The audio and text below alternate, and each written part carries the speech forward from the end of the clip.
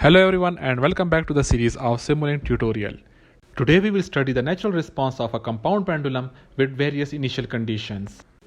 Now in the given figure we have a compound pendulum whose differential equation is given here with parameters and their values. As we are studying natural response of the system, so the input torque will be equal to 0. And this will give us the natural response of compound pendulum.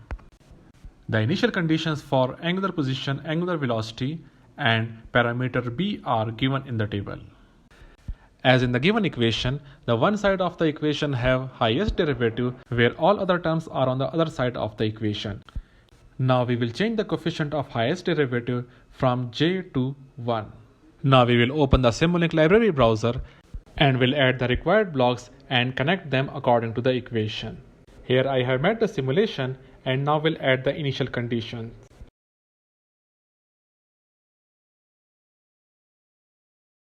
For first case, the initial position of angular pendulum is pi over 3, where initial angular velocity is 0 and the parameter b also have a value of 0.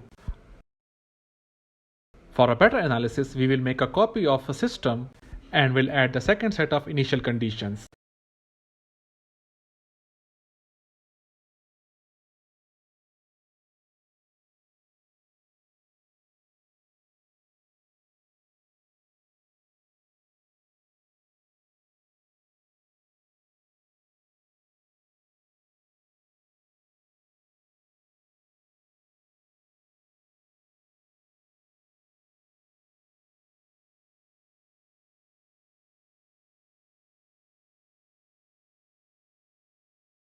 Now we will open the Simulink library browser and will add the block of vector concatenate. And output of the both systems will be connected to this block and output will be connected to the single scope.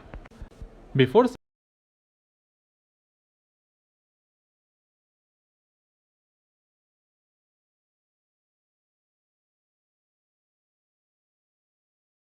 simulating, define all the parameters in the workspace and then run the simulation. Open the scope and use auto scale for proper analysis. You will have two outputs in the figure. The yellow output corresponds to the first case, where the pink output corresponds to the second one. This was all about today. Thanks for watching the video and stay connected for more updates.